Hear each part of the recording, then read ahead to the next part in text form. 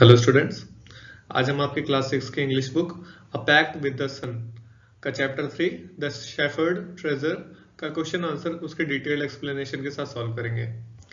लेकिन किसी भी चैप्टर की शुरुआत करने से पहले इस चैप्टर में कुछ इंपॉर्टेंट वर्ड मीनिंग्स हैं, उसको पहले हम लोग देख लेते हैं। तो वर्ड मीनिंग्स पे चलते हैं।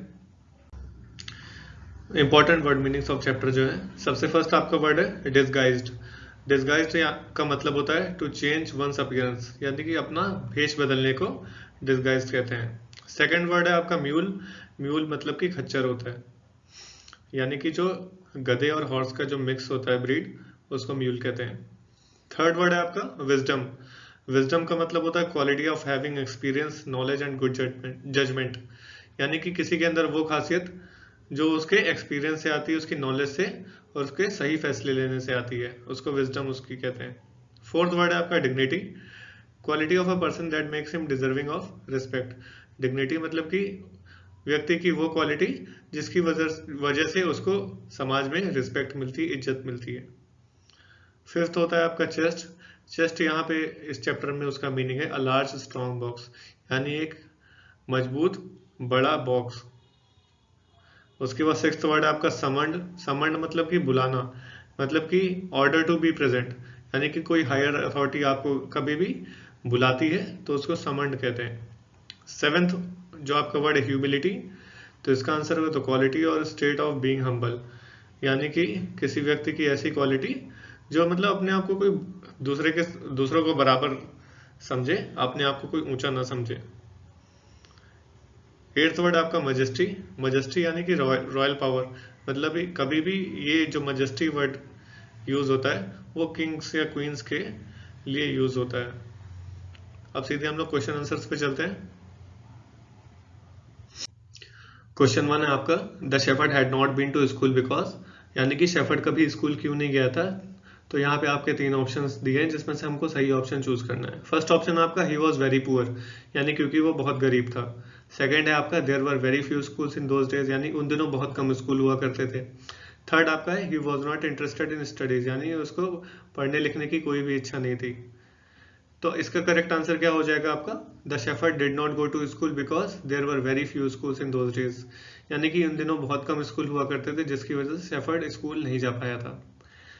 क्वेश्चन टू है आपका who visited the shepherd one day and why, यानी कि एक दिन शेफर्ड से मिलने कौन आता है और क्यों आता है।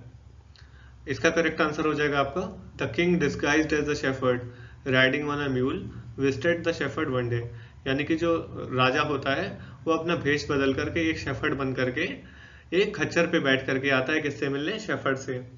Although poor and uneducated the shepherd was very wise, यानी कि भले से ही वो पढ़ा लिखा नहीं था और गरीब था, लेकिन वो बहुत ही अच्छे व्यवहार का व्यक्ति था।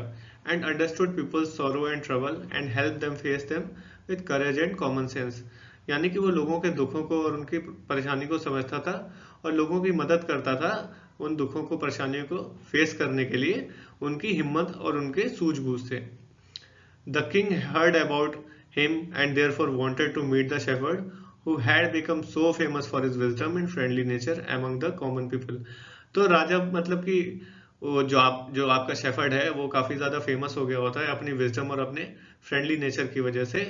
कौन लोगों में, कॉमन लोगों में, जो आम नागरिक होते हैं उनके बीच में। तो जिसकी वजह से राजा उसके बारे में सुन के फिर उससे मिलने के लिए आता है। क्वेश्चन थ्री आपका why did the other governors grow jealous of the shepherd, यानी कि और जो गवर्नर्स थे वो शेफर्ड से क्यों जलने लगते हैं।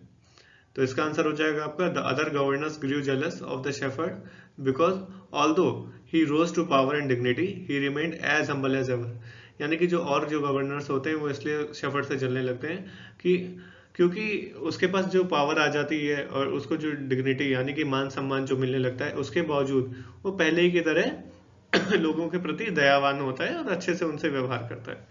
People loved and honoured him for his wisdom, sympathy and goodness, यानी कि जो लोग थे उसको क्यों प्यार करते थे, उसकी विजडम की वजह से, सिंपैथी यानी कि दया की वजह से, और गुडनेस यानी उसकी अच्छाई की वजह से। And his fame as a fair and wise governor soon spread throughout the country, यानी कि जो उसका नाम हुआ, बहुत मान सम्मान मिला, लोगों के बीच में बहुत ज्यादा प्रचलित हो गया अच्छे गवर्नर के रूप में पूरे देश में। आगे चलते हैं। क्वेश्चन फोर है आपका why was the new governor called to the palace, यानी कि जो नया गवर्नर था यानी कि शेफर्ड, तो उसको राजा अपने महल पे क्यों बुलाता है? तो इसका आंसर हो जाएगा the other jealous governors told the king that the new governor was very dishonest and kept for himself a part of the money that he collected as tax from the people. यानी कि जो जो governor जो उसे जलते थे नए governor से, वो राजा को क्या बोलते हैं कि जो अभी नया गवर्नर है वो बहुत ही बेईमान किस्म का आदमी है, और वो क्या करता है जो लोगों से जो वो टैक्स कलेक्ट करता है उसमें से एक हिस्सा वो अपने पास रख लेता है। He stored it in an iron chest which he carried with him all the time। यानी कि वो उस चोरी किए हुए पैसे को कहाँ रखता है? एक लोहे के बक्से में, जो वो हमेशा अपने साथ में लेकर के घूमता है। When the king grew tired of their stories and could not ignore them any longer, and also noticed that the governor did carry with him the iron chest at all times, he summoned him to the palace to find out if what they said was true।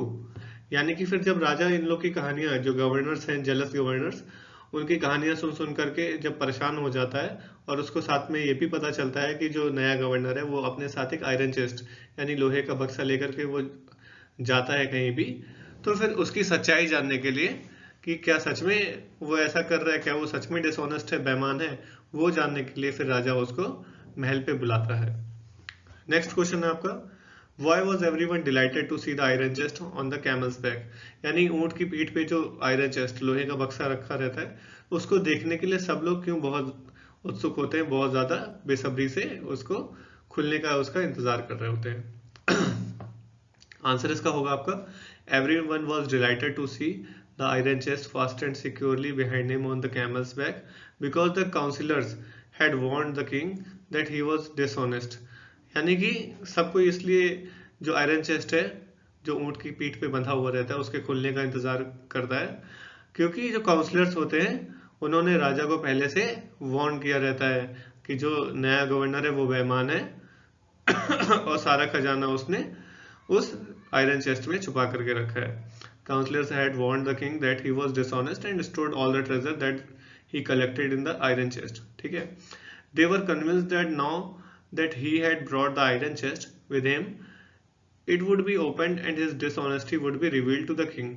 यानी कि सबको convince रहता है, मतलब सबको यही लगता है कि जब ये आयरन चेस्ट को खोला जाएगा तो उससे फिर क्या होगा, उससे फिर इस नया जो गवर्नर है उसका खुलासा हो जाएगा, उसकी बेईमानी का खुलासा हो जाएगा। किसके सामने? राजा के सामने। आगे चलते हैं। क्वेश्चन 6, इसके 3 पार्ट्स हैं। फर्स्ट पार्ट में क्या पूछा है, what did the iron chest contain, यानी जो आयरन चेस्ट था उसके अंदर क्या था। तो इसका आंसर हो जाएगा the iron chest did not contain gold, silver और jewels but an old blanket. यानी जो आयरन चेस्ट था उसके अंदर ना ही सोना, ना चांदी, ना ही हीरे जवाहरात थे, बस उसमें एक पुराना कंबल था। क्वेश्चन 6 का सेकंड पार्ट है, why did the shepherd always carry it, यानी जो शेफर्ड था उसको साथ हमेशा क्यों रखता था। तो इसका आंसर हो जाएगा the shepherd carried the blanket with him always because it was his oldest friend. यानी वो उसका शेफर्ड का सबसे पुराना साथी था, उसका जो पुराना कंबल था, इसलिए वो उसको हमेशा अपने साथ में रखता था। And would protect him if at any time his majesty decided to take away his new clothes. और वो जो पुराना कंबल है उसके कब काम आएगा, अगर जो राजा है वो उसके नए कपड़े उससे वापस मांग ले तो। क्वेश्चन 6 का थर्ड पार्ट है, is it N example of the shepherd's humility और विजडम, यानी क्या ये एक उदाहरण है किस चीज का, जो शेफर्ड है उसकी ह्यूमिलिटी यानी उसकी विनम्रता और उसकी विजडम यानी कि उसकी बुद्धिमत्ता का। तो इसका आंसर क्या होगा, it is an example of the shepherd's humility and wisdom as even after he was appointed as the governor he still remained a humble and a wise man. यानी कि उसको गवर्नर अपॉइंट करने के बावजूद भी वो पहले ही की तरह विनम्र था और एक बहुत ही अच्छा व्यक्ति था। तो ये उसका ह्यूमिलिटी और विजडम का उदाहरण है कि वो साथ में अपने एक पुराना ब्लैंकेट रखता है। Question 7, how did the king reward the new governor. इसका आंसर हो जाएगा आपको बच्चों, the king made him the governor of a much bigger district that very day.